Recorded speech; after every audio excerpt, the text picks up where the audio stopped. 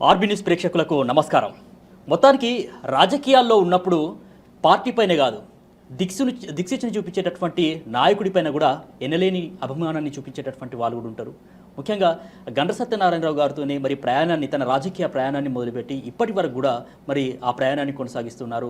Bhupalpally municipality పరిధిలోని 16వ ward councillor, జిల్లా Congress party కార్యదర్శి దాట్ల శ్రీను గారు. మరి ఆయనకు సంబంధించినటువంటి ఏదైతే అనుభవాలు కావచ్చు, ఇప్పుడున్నటువంటి పరిస్థితులు కావచ్చు, రాజకీయ పరిస్థితులు కావచ్చు, వాటన్నిటిని చర్చించడానికి మనతో పాటు ఆర్బీ న్యూస్ స్టూడియోలో దాట్ల శ్రీను గారు ఉన్నారు. నమస్కారం సార్.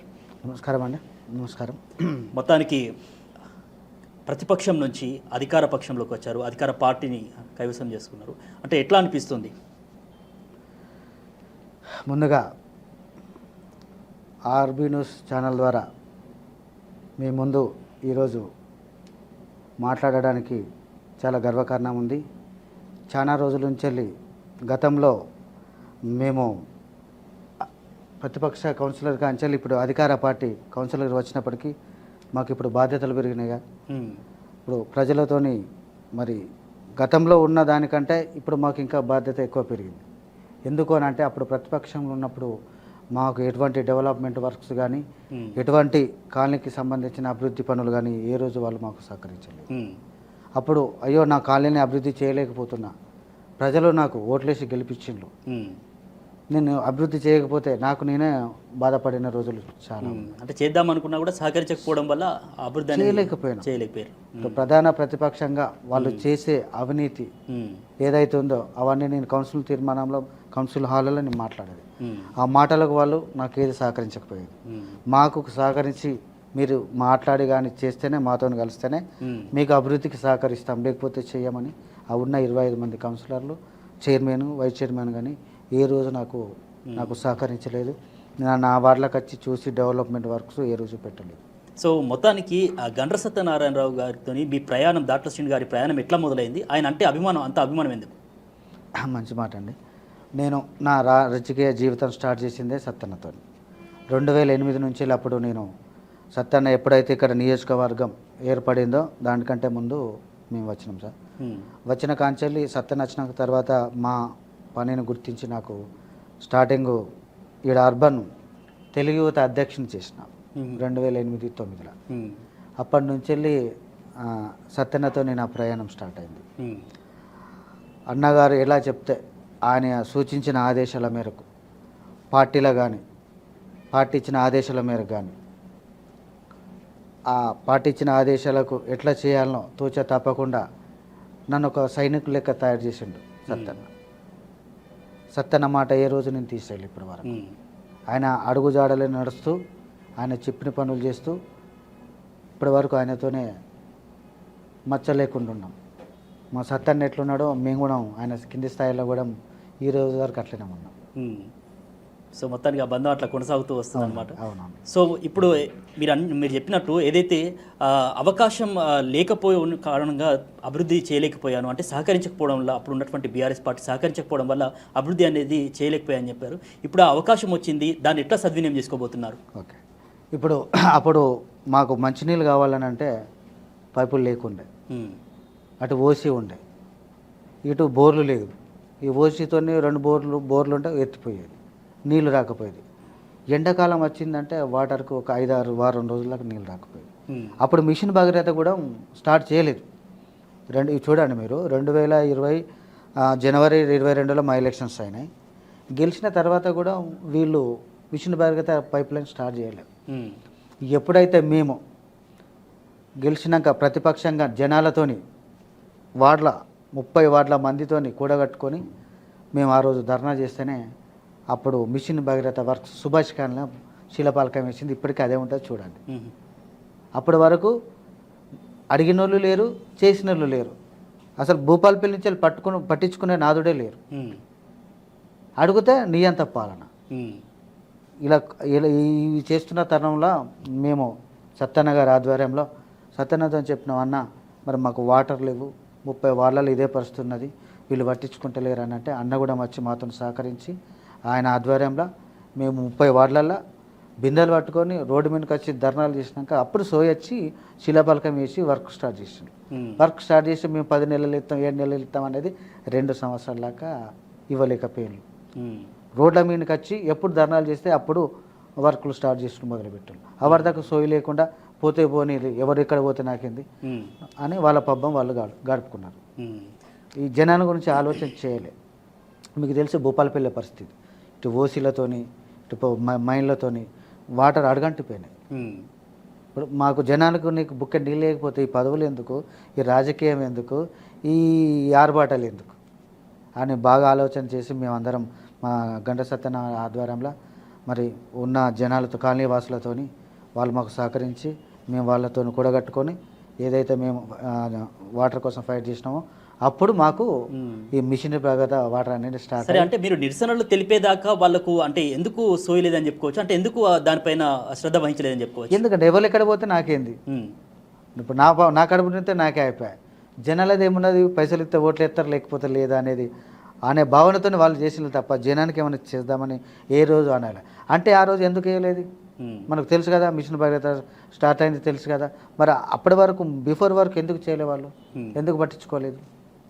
పట్టించుకుంటే మేము ఈ మాట అనకపోతాం కదా.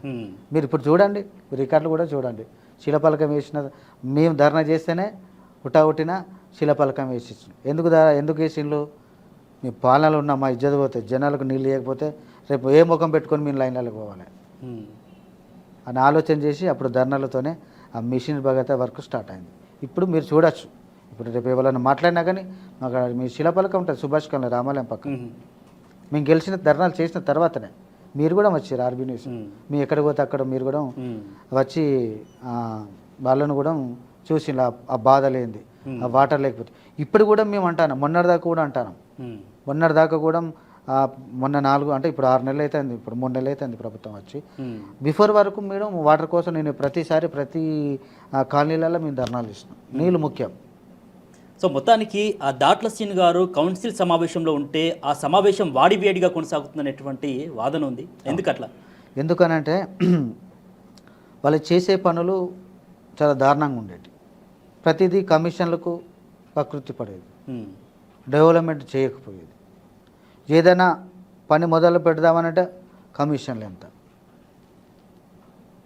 ఎంత ఇస్తే ఈ పని అయిపోతుంది.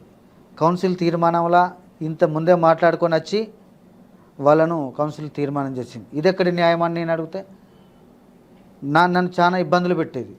నా వార్డులకు డెవలప్మెంట్ వర్క్స్ అసలు ఇవ్వకపోయేది. అంటే ప్రశ్నించినందుకు డెవలప్మెంట్ ఆపేది.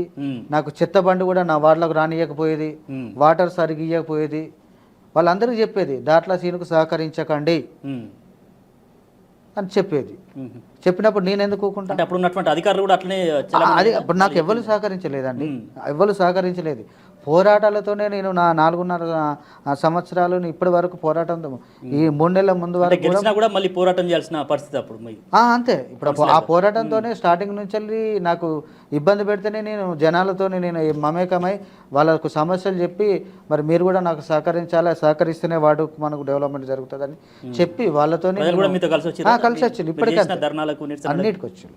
మీరు చూడండి, ఓసీ కాడ ధర్నా చేసినాం, ఆ డస్ట్ వచ్చేది బాగా. మా పక్కకే రామ్నగర్కు నా 16వ వార్డుకు ఓసీకి 100 కిలోమీటర్ల దూరం లేదు, మీకు తెలుసు. ఇది మా మూల మీద అప్పుడు స్టార్టింగ్ స్టేజ్. ఆ దుమ్మస్తా అంటే ఇంట్లో మొత్తం వంట చేసుకునే గంజులల్లా మూత పెడితే 1 గంట తర్వాత పోయి ఊస్తే ఇంత మందంతో మనకు దుమ్ము వచ్చేది. ప్లస్ కెమికల్ స్మెల్ వచ్చేది బాగా, పేగులన్నీ బయటపడేటట్టు వచ్చేది, ముక్కు నోరు మూసుకునేది. చాలా ఘోరంగా ఉండే పరిస్థితి. ఈ విషయాన్ని మేము అడిగితే పట్టించుకోపోయి ఎమ్మెల్యే గారు పట్టించుకోలే, గతంలో ఉన్న మాజీ ఎమ్మెల్యే గారు, చైర్మన్ గారు పట్టించుకోలే, ఏ అధికారులు కూడా పట్టించుకోలే. సార్ మా పరిస్థితి ఏంది? అప్పుడు అబ్దుల్ అజీం సార్ ఉండే, నేను గెలిచిన తర్వాత స్టార్టింగ్ అయింది ఓసి. సార్ మా పరిస్థితి ఏందని ఓ రోజు కాలనీ వాసులను తీసుకొని పోయి అడిగితే ఆయన వచ్చిండు. వచ్చి చూసి ఇది ఇక్కడ ఉండద్దు, ఈ బంకర్ ఇక్కడ కట్టద్దు, జనానికి ఎన్నడుకున్నా కానీ ఈ డస్ట్తో బాగా ఇబ్బంది అవుతుంది, శ్వాసకోశల వ్యాధులు వస్తాయి, హార్ట్కు సంబంధించిన వ్యాధులు వస్తాయి, ఊపిరితిత్తుల సమస్యలు వస్తాయి అని చెప్పి ఆయన ఏదైతే బాంబు బ్లాస్ట్ అయ్యే విధానాన్ని మోతాదు పెంచకుండా చిన్నగా బ్లాస్టింగ్ చేస్తే ఏం కాదు అని చెప్తే అప్పుడు ఆ అడుగులు పడుతున్న క్రమంలో ఆయన సస్పెండ్ చేసారు. ఆయన ఇక పట్టించుకోలేదు మా బాధను. మేమే ధర్నాలు చేసుడు సత్యన ఆధ్వర్యంలో సత్యనకి చెప్తే అంటే ఆ అధికారి మీకు అంటే న్యాయపరంగా మీకు సహకరిద్దాం అనుకున్నా కూడా ఆయన్ని కవల్సుకొని ఇక్కడి నుంచి వెళ్ళగొట్టారు. అభివృద్ధి అంటే ఇప్పుడు చేస్తున్న పనులకు వాళ్ళకు నచ్చితంగా ఉంటేనేమో ఓకే, లేకపోతే ఏ ఆఫీసర్ అయినా కానీ బదిలీ చేస్తుంది నచ్చకుంటే. ఇదేంటి అనుకూలంగా ఉంటే మాత్రమే ఉండేది. ప్రశ్నించే తత్వం ఉన్నోని మీద పగబట్టి వాళ్ళు అది చేసేది. సో మొత్తానికి భూపాలపల్లికి సంబంధించి మనం మాట్లాడుకుంటే రేవంత్ రెడ్డి ఎపిసోడ్కి సంబంధించి అనేకమైనటువంటి పరిణామాలు చోటు చేసుకున్నాయి, అనేకమైనటువంటి కేసులు కూడా అయినాయి. మీకు కూడా కేసు అయినటువంటి అవునవును. మాకు ఎపిసోడ్ ఏం జరిగింది ఒకసారి చెప్తారా? పాదయాత్ర స్టార్ట్ అయ్యే మూమెంట్లో ఇంటెలిజెన్స్లు ఆల్రెడీ చెప్పిండ్రు, టాకీస్లా కోడిగుడ్లు టమాటాలు పట్టుకొని రెడీగా ఉన్నారు. వాళ్ళు మరి రేవంత్ రెడ్డి గారి మీద ధర్నా ఇది కోడిగుడ్ల దాడి చేయడానికి రెడీగా ఉన్నారని ఇంటెలిజెన్స్ సమాచారం ఉన్నా కానీ అప్పుడున్న డిఎస్పీ రాములు గారు మేము చూసుకుంటాం, మీకు అవసరం లేదు అని చెప్పి ఎట్లా చూసుకుంటారు సార్? ఆల్రెడీ వాళ్ళు టాకీసులు ఉన్నారు, పక్కపోతే మాకు సభ రేవంత్ రెడ్డి గారి సభ ఉన్నది, అందరు నాయకులు అందరు వస్తారు, అది ఎట్లా పాసిబుల్ అవుతుంది సార్? వాళ్ళని తీసుకుపోయి మరి ఆ పోలీస్ స్టేషన్లో కానీ ఇంకెక్కడన్నా కానీ ఉంచాలి, ఇక్కడి నుంచి తీసుకెళ్ళాలని మేము వాళ్ళ దాంట్లో ఉన్న వాళ్ళు టీఆర్ఎస్ నాయకులే ఒక ఇట్లా చేస్తాను, ఇట్లా దౌర్జన్యంగా మీమినికి ఫైట్ చేయడానికి రెడీ ఉన్నారని మాకు సమాచారం ఇచ్చిండ్రు. ఇచ్చిన సమాచారాన్ని పోలీసులకు చెప్తే పట్టించుకోలే,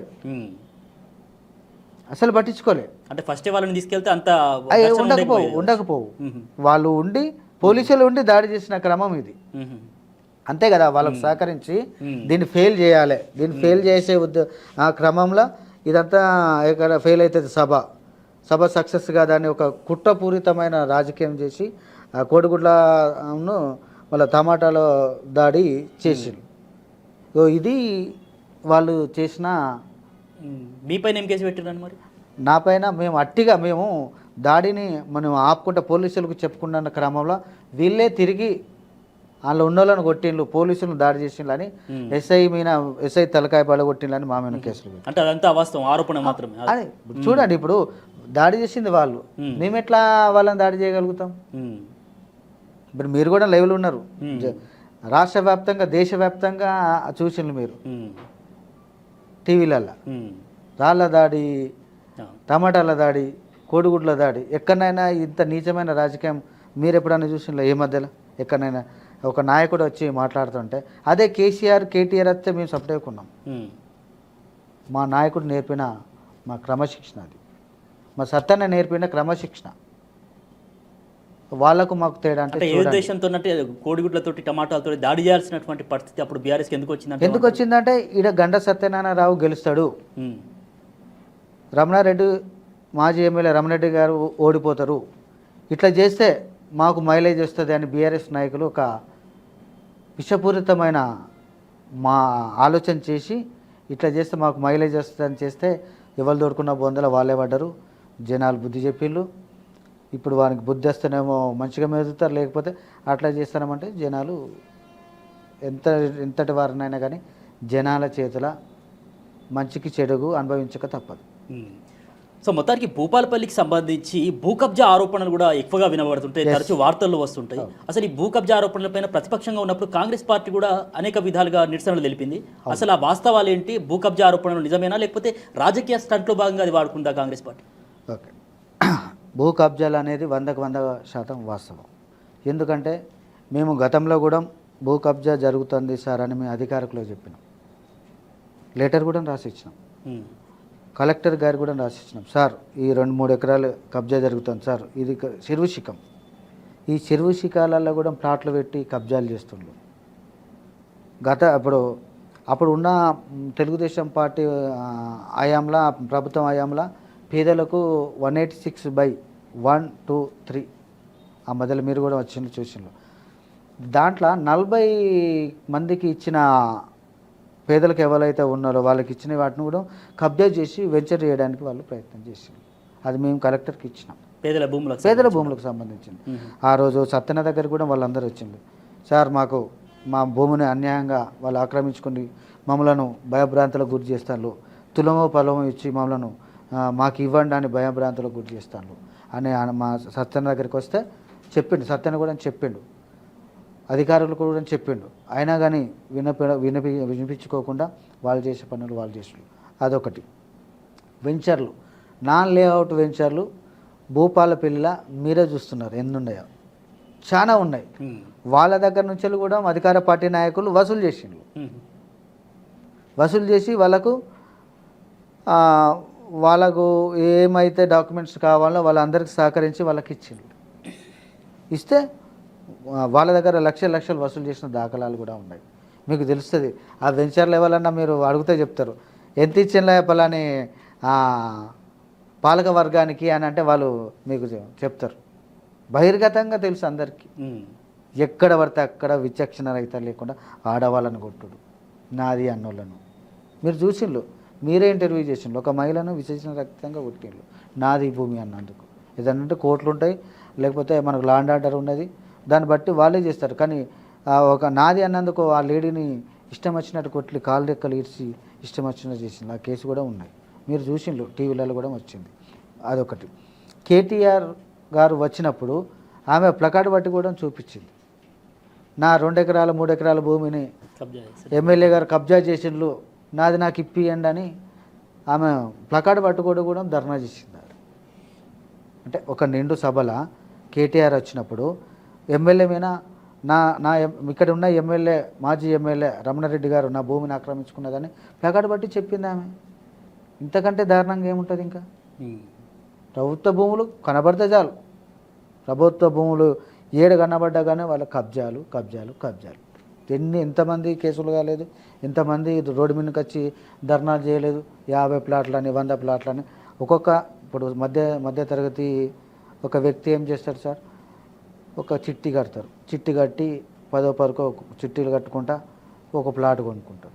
జీవితం అంతా సగం జీవితం అంతా కట్టుకొని ఏది ఆ చిట్టీలు వేసి కట్టుకున్న పైసలతో అనుకుంటే అది కబ్జా అయిపోయింది. వాళ్ళ పరిస్థితి ఏంది అని ఇట్లాంటి ఒక 50-100 మంది సత్యన దగ్గరికి వస్తే ఆయన వాళ్ళ ద్వారా వాళ్ళతోని వాళ్ళతో మీకు న్యాయం చేస్తాను మాట్లాడి అప్పుడు లీగల్గా కోర్టు ద్వారా కానీ పోలీసుల ద్వారా కానీ లీగల్గా ఎట్లుంటే అక్కడ పోవడానికి వాళ్ళకు రావడానికి భూమి రావడానికి ఫైట్ చేసిండు సత్తన్న.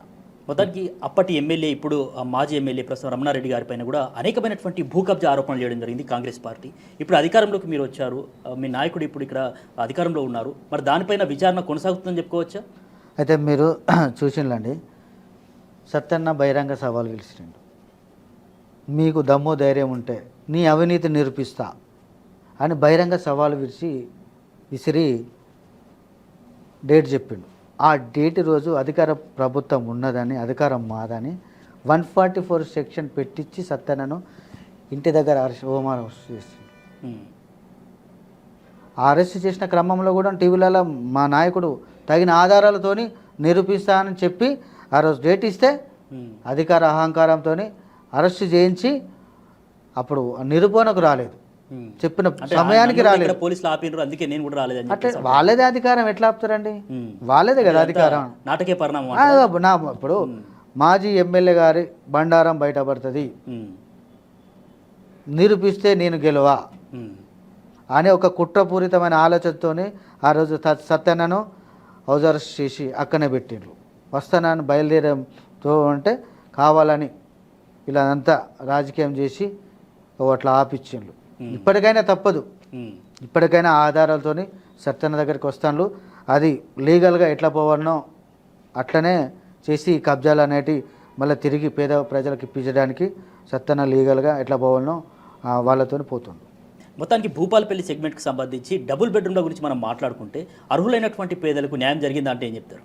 గతంలో అర్హులైన వాళ్ళకు న్యాయం జరగలేదు. న్యాయం జరగకపోతేనే ఆ రోజు మేము ధర్నా చేసినాం, మీరు కూడా వచ్చారు. 100 మంది పేర్లు భూపాలపల్లి అనే 412-16 చేసిండ్లండి.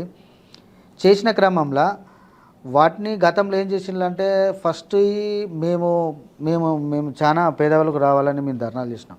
పేదవాళ్ళకి కేటాయించాలి, కేటాయిస్తేనే ఇక్కడ న్యాయం జరుగుతుందని స్టార్టింగ్లో అప్పుడు సార్ ఉన్నప్పుడు ఏం చేసినామంటే ఎవరైతే నిజమైన లబ్ధిదారులు ఉంటారో వాళ్ళను గుర్తించిన తర్వాత గుర్తించి ఆ లిస్టును ఒక వారం రోజులు అంటే ఒక వేయాలి, ఒక మున్సిపాలిటీలో వాటిని చూపించాలి.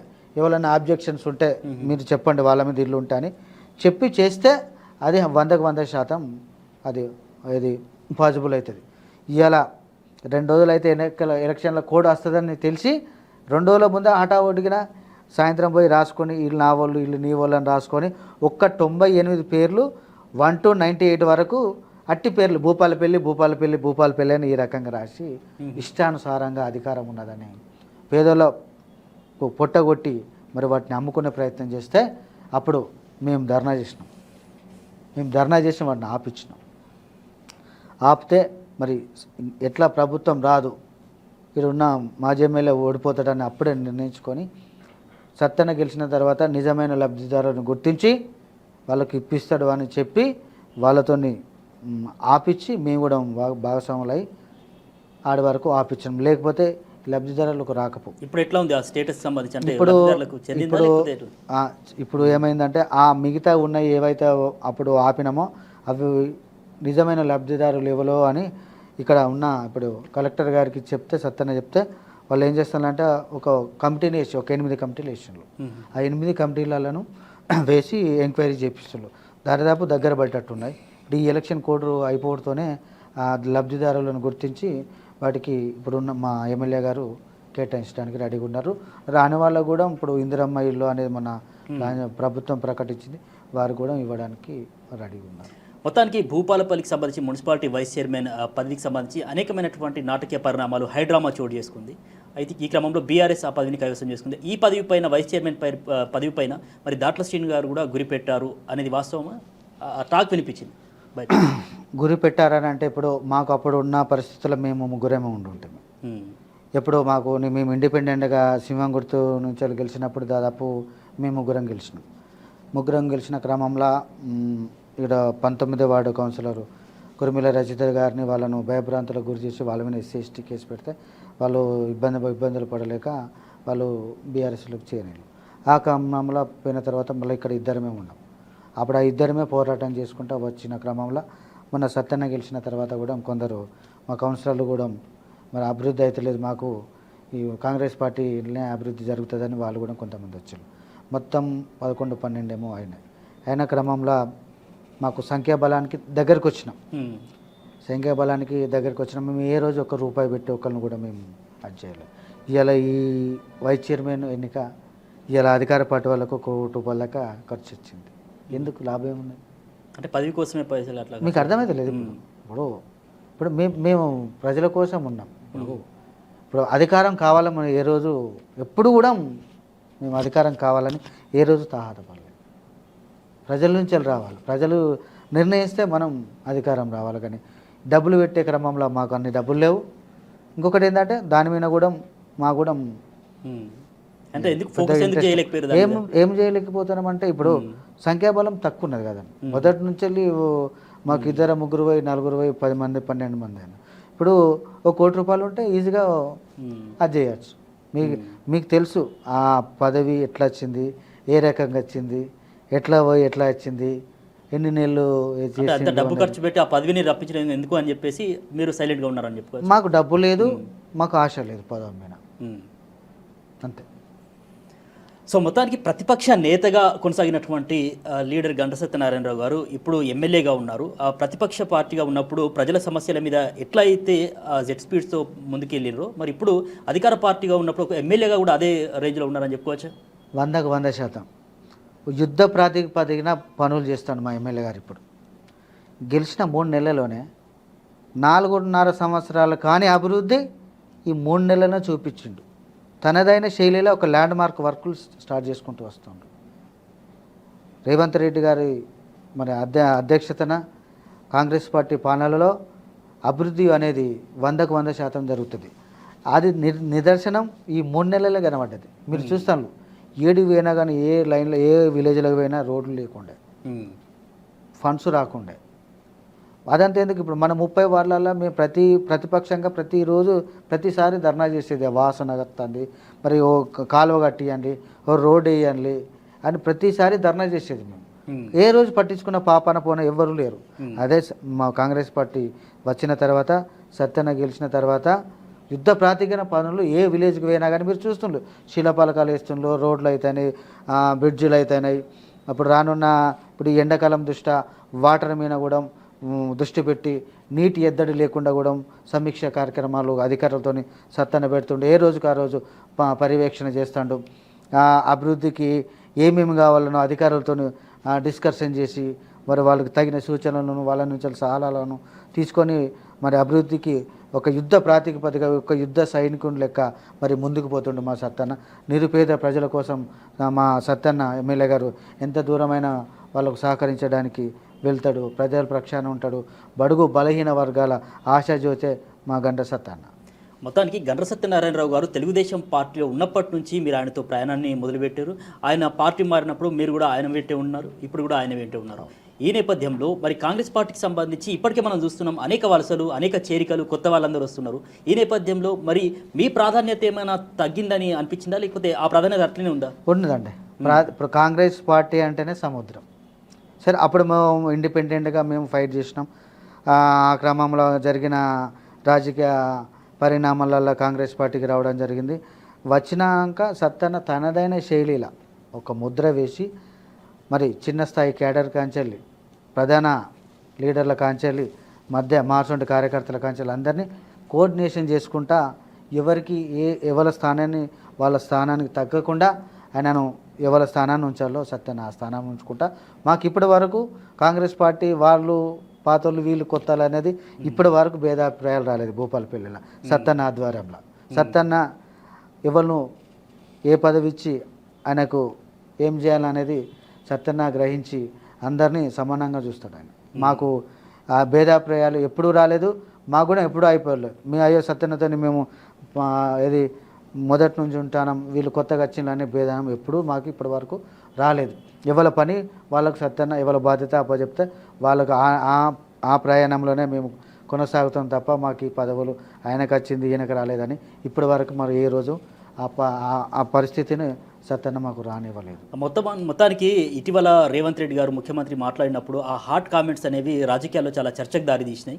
ఏదైతే మరి గేట్లు తెరిచినాం, ఖచ్చితంగా బీఆర్ఎస్ మొత్తం ఖాళీ అవుతుందని చెప్పేసి చెప్పడం జరిగింది.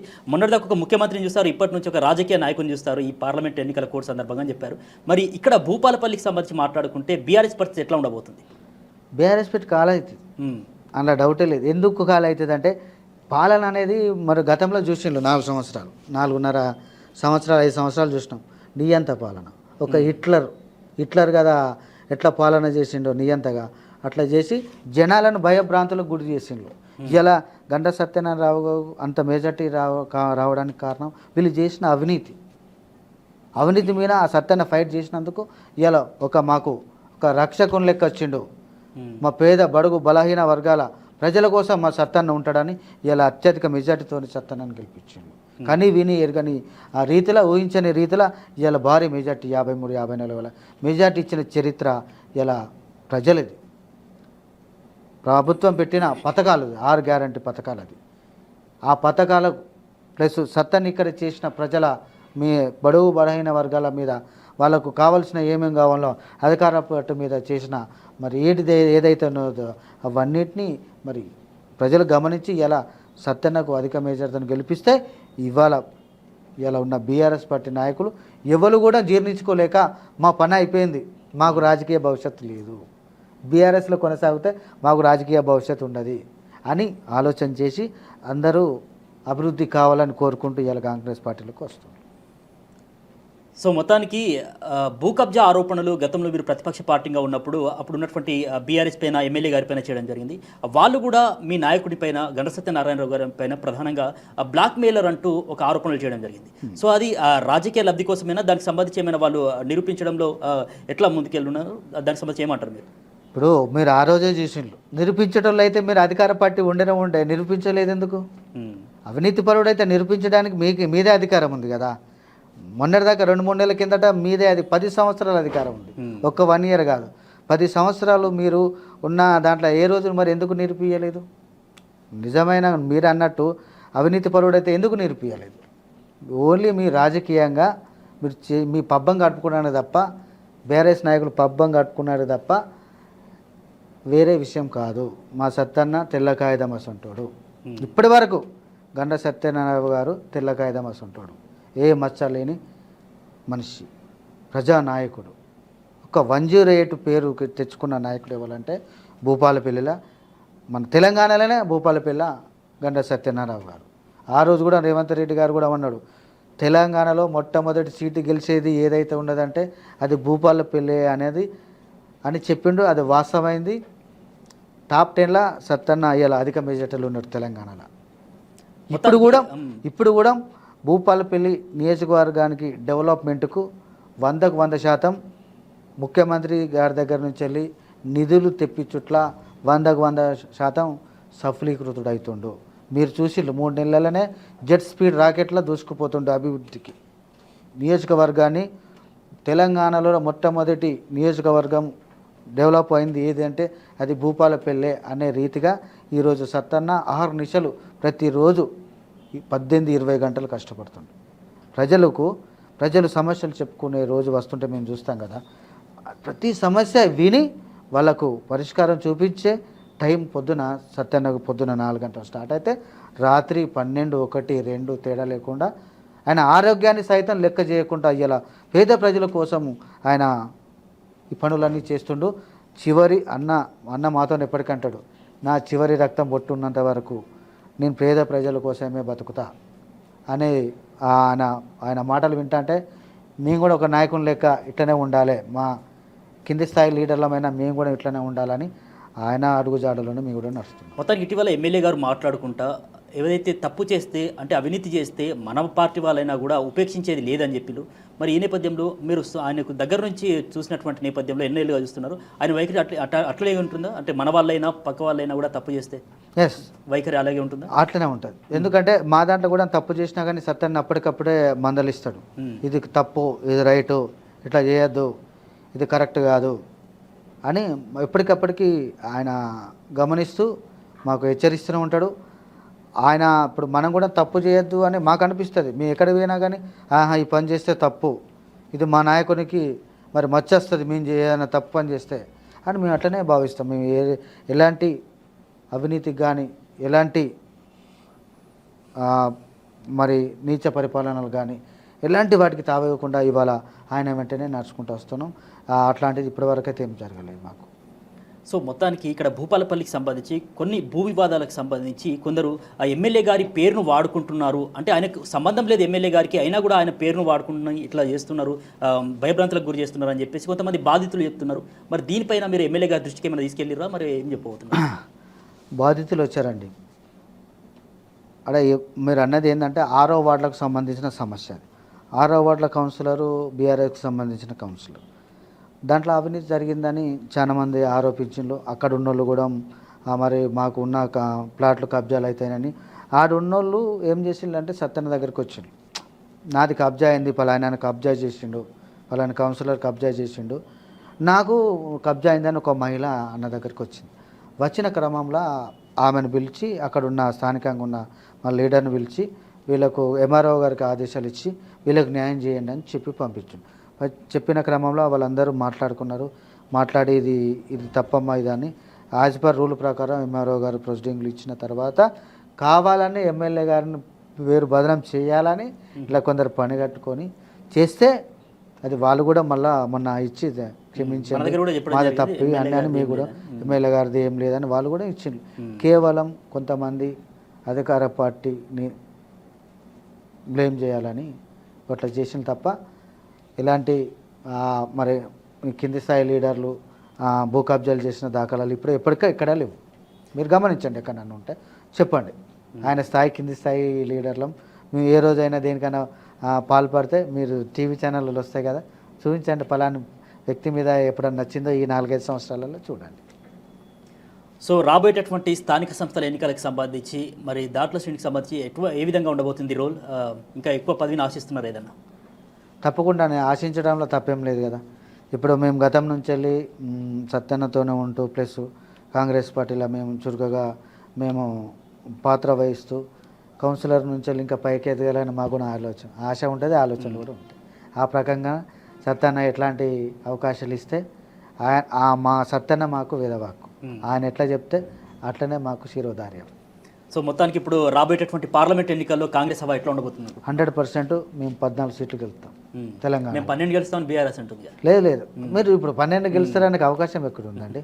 మొన్నటిదాకా మొత్తం ప్రభుత్వం పోయినాక నీకు అది ఆశాస్పదం అదంతే. దానికి ఉత్తముచ్చట్లు అంతా దయాలు వేదాలు ఎట్లా వలిస్తాయని ఏదో జనాలలో మభ్య పెట్టాలి. ఏమొచ్చింది వాళ్ళకు? ఓడిపోయిన సానుభూతి ఉన్నదా, లేకపోతే కాళేశ్వరం ముంచిన మరి మేము చేసిన ఘనత ఉన్నది వాళ్ళకు? సో ఫైనల్లీ మనం మాట్లాడుకుంటే రాజకీయాల్లో ఎప్పుడు ఏదైనా జరగవచ్చు. మొన్నటిదాకా కేసీఆర్ను తీవ్ర స్థాయిలో విమర్శించినటువంటి ఆర్ఎస్ ప్రవీణ్ కుమార్ పోయి ఆయన చెంతగా ఏరడం జరిగింది. సో ఇప్పుడు రమణారెడ్డి గారికి కూడా ఆ చూపు ఉంది కాంగ్రెస్ వైపు అనేటటువంటి ఊహాగానాలు కూడా వినిపిస్తున్నాయి. ఒకవైపు వస్తే ఎట్లా ఉండబోతుంది, ఎట్లా చేస్తారు దాన్ని? అదే అధిష్టానం నిర్ణయించుకుంటాయి. ఇప్పుడు అంత పెద్దవాళ్ళకు సంబంధించింది ఇప్పుడు మా స్థాయిలో మేము ఆలోచన చేసి చెప్పే అంత మాకు లేదు. వాళ్ళు అధిష్టానం మా ఉన్న ఎమ్మెల్యేలు వాళ్ళందరూ తీసుకునే నిర్ణయాలు. దానికి మనం తెలియని విషయాలు మనం చర్చ చేసుకున్నాడు అనవసరం. ఊహాగానాలు అయితే వస్తున్నాయి దానికి. ఇప్పుడు ఏమంటున్నానంటే ఇప్పుడు అదే అధిష్టానాలు వాళ్ళు నిర్ణయించుకునే పనులు అవి మాటలు. ఇప్పుడు మాకేం తెలియకుండా మేము మాట్లాడేది ఇట్లా కరెక్ట్ కాదు కదా. అట్లా ఏదైతే మరి కరోనా సమయంలో ఫైనల్లీ ఏదైతే కరోనా సమయంలోనూ మీరు ప్రతిపక్ష పార్టీలో ఉన్నప్పటికీ కూడా అనేకమైనటువంటి సేవా కార్యక్రమాలు చేస్తారని చెప్పి ఒకసారి గుర్తు చేసుకుంటారా? ఏం చేస్తారు సార్? కరోనా టైంలో అప్పుడు మా వార్డును పక్క వార్డునికే రహీం అనేటైనకు దేశవ్యాప్తంగా కరోనా వచ్చింది. ఫస్ట్ మా వార్డులో పక్క పుంటి అప్పుడు వచ్చిన క్రమంలో వాళ్ళను క్వారంటైన్లో పెట్టాడు. వాళ్ళు ఎవరు టచ్ చేయాలని అదంతా పెట్టిన క్రమంలో మాది చాలా పకడ్బందీగా ఇప్పుడు చీమల దూరం చిట్టడి ఎట్లుంటుందో అట్లాంటి కంచెలు వేసి ఎవరు రానియకుండా అప్పుడు కంట్రోల్మెంట్ జోన్ అని రెడ్ అలర్ట్ అని అవన్నీ వేసిన క్రమంలో వాళ్లకు నీళ్ళు అందించుడు కానీ, ఫుడ్ సరఫరా చేసుడు కానీ, పాల ప్యాకెట్లు ఇచ్చుడు కానీ, వాళ్ళకి ఎవరికైనా కరోనా వస్తే వాళ్ళను మరి హాస్పిటల్లో చేయించేంత వరకు, అలాగే ఈ సింగరేణి స్ప్రే ఉండే అప్పుడు స్ప్రే కొట్టించుడు, డ్రోను వాటితో కూడా స్ప్రే కొట్టించినాం. ఆ టైంలో మేము పీక్ స్టేజ్లో కూడా మా సత్తన్న మాకు సహకారం తీసుకొని అప్పుడు ముందుకు పోయినాం. చాలా మేము ఆ కరోనా టైము అనేది ఒక నాయకులకు గుణపాఠం లాంటిది. ప్రజలకు నాయకునికి మధ్యలో ఆ కరోనా అనేది ఆ ప్రజలకును ఈ నాయకునికి ఎట్లాంటి సంబంధంలో ఉంటే ఆ నాయకుడు ఎంత సర్వీస్ చేస్తాడు అనేది మాకు గుణపాఠం లాంటిది. ప్రతి ఒక్క నాయకునికి కరోనా పాండమిక్ సిచ్యువేషన్ అసలు చాలా సర్వీస్ చేసినాం, నిలదీసినాం అధికారులను. మా ఏరియాకు మరి స్ప్రే కొట్టియండి, కెమికల్ కొట్టియండి, మాకు డ్రోన్తో స్ప్రే చేయించండి. సింగరేణిని వాడుకునేది అప్పుడు కలెక్టర్లు కానీ అధికారులు కానీ అందరూ సహకరించేది. వాటితోని మేము కరోనాను మా వార్డు నుంచి కానీ ప్లస్ భూపాలపల్లిలో కూడా ప్రతి ఇంటికి కానీ ఈ సర్వీస్ చేసే వాళ్ళు ఉంటారు కదా శానిటేషన్ వాళ్ళకి సంబంధించి, వాళ్ళకు కూడా కూరగాయలని రైస్ అని మాకు తోచినంత ఇప్పించేది. వాళ్ళను కూడా వాళ్ళకు తోడుగా మేము ఉన్నామని 24 గంటలు కరోనా టైంలో చాలా సర్వీస్ చేసినాం అని మేము చెప్పుకున్నాడు కాదు, ప్రజలు కూడా చూసినారు. కరోనా టైంలో ఎట్లాంటి సర్వీస్ చేసినాం. ఇంటింటికి పోయి మందులు ఇచ్చుడు కానీ, వాళ్ళకు వాటరు నీళ్లు ఇచ్చుడు కానీ, నీళ్లు లేకపోతే అప్పుడు మీకు చెప్పినా కూడా వాటర్ ప్రాబ్లం ఘోరంగా ఉండే. అప్పుడు మేము గెలిచింది జనవరిలో, మనకు స్టార్ట్ అయింది మార్చి 22-23 కరోనా స్టార్ట్ అయింది.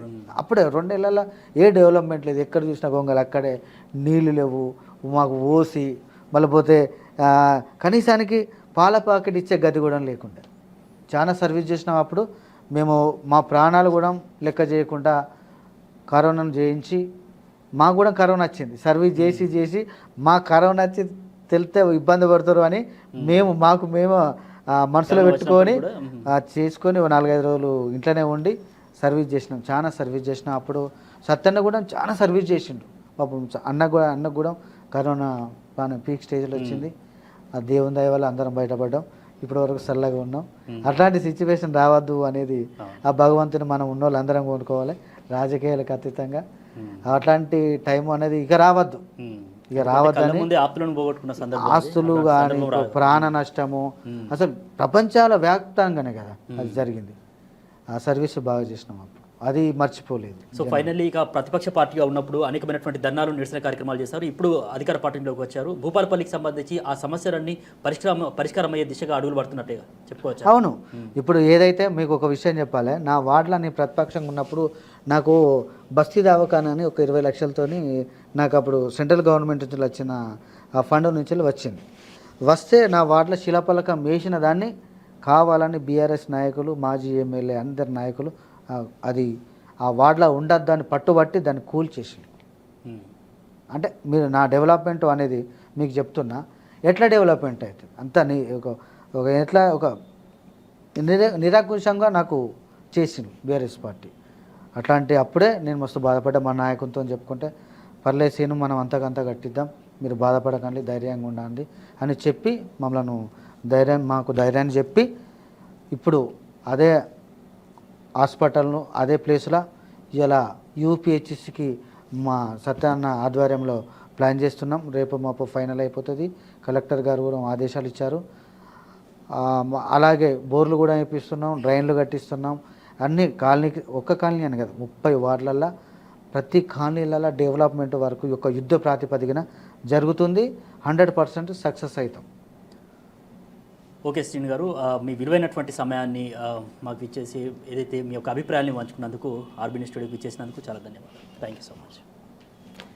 సో చూసారు కదా, ఏదైతే గతంలో బీఆర్ఎస్ ప్రభుత్వ హయాంలో నిర్బంధాలు, అదేవిధంగా అక్రమ కేసులు ప్రశ్నించినందుకు తమ వార్డుకు సంబంధించినటువంటి పనులు కూడా మరి నిలిపివేసేటటువంటి పరిస్థితి. అంటే ఒక కౌన్సిలర్గా గెలిచినప్పటికీ కూడా అక్కడ పనులు చేయించలేకపోతున్నా అనేటటువంటి బాధ నుంచి ఇప్పుడు కాంగ్రెస్ పార్టీ అధికారంలోకి వచ్చిన తర్వాత పనులన్నీ కూడా మరి ఎమ్మెల్యే గండ్ర సత్యనారాయణరావు గారి ఆధ్వర్యంలో, ఆయన నేతృత్వంలో జెట్ స్పీడ్తో జరుగుతున్నాయని మరి 16వ వార్డు కౌన్సిలర్ దాట్ల శ్రీను చెప్తున్నారు. అదేవిధంగా రాబోయేటటువంటి పార్లమెంట్ ఎన్నికల్లో ఖచ్చితంగా మళ్ళీ జెండా ఎగరేసేది కాంగ్రెస్ పార్టీ అని, అదేవిధంగా స్థానిక సంస్థల ఎన్నికల్లోనూ మరి గండ్ర సత్యనారాయణకు సంబంధించి ఆయన ఏ పదవి తనకు కేటాయిస్తే దానికి సంబంధించి శిరోధార్యంగా ఉంటారని వారు చెప్తున్నారు. మరి ఇది ఈనాటి గెస్ట్తో ఇంటర్వ్యూ. మరో గెస్ట్తో మళ్ళీ కలుద్దాం. చూస్తూనే ఉండండి ఆర్బీ న్యూస్.